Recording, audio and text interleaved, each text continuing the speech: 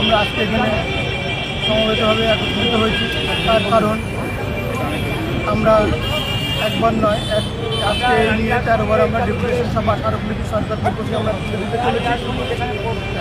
দিয়েছি, আমাদের ফিডব্যাক আশাসলভ হয়নি, তাই আমরা আবার আজকে অবস্থান বিক্ষোভের জন্য আমরা যে কর্মসূচি গ্রহণ করেছি আমরা করব।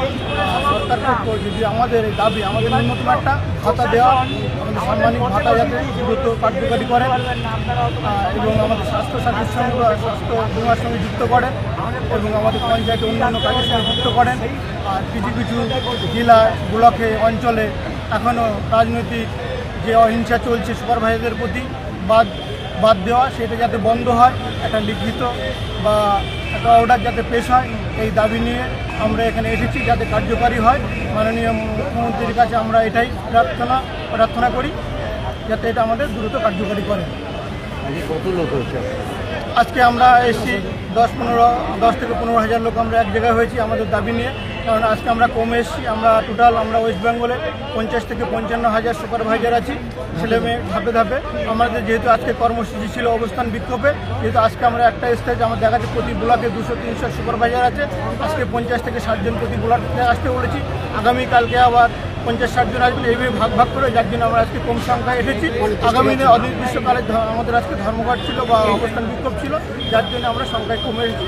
আগামী দিনে আসার এই ওয়াকআপটা প্রশ্ন করো, ওয়াকআপের মানে আজকে আমাদের ধর্নাটা ছিল ওয়াকআপের সামনে। বলছি আজকে আমাদের যে কর্মসূচি ছিল রামলীলা পার্ক থেকে আমরা মিছিল করে ওয়াকআপ কোর্টের সামনে এসে আমাদের অবস্থান বিক্ষোভ করার কথা ছিল।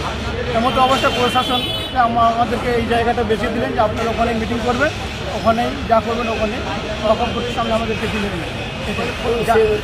এবং সিএমের কাছে যত দ্রুত আমরা স্মারকলিপিটা পৌঁছে দিতে পারি প্রশাসন মহলকে আমরা সেই ব্যবস্থাই করতে বলেছি। যদিও কিনা আমাদের আশাস্বরূপ হয়ে যায়, আমরা দ্রুত এখান থেকে সবাই যাচ্ছে চলে যাব, নাহলে আমরা এখানে অবস্থান অর্ডার না হওয়া পর্যন্ত আমাদের অবস্থান যতক্ষণ আমাদের দাবি না মানা হচ্ছে আমাদের নাহলে এখানে অবস্থানে বসে যাবো। সিএমকে কবে দেবে? আমরা সিএমকে আজকেই দেবো, সেটা প্রশাসনকে আমরা দেওয়ার জন্য বলেছি, ব্যবস্থা করতে বলেছি দ্রুত কার্যকারী করার জন্য।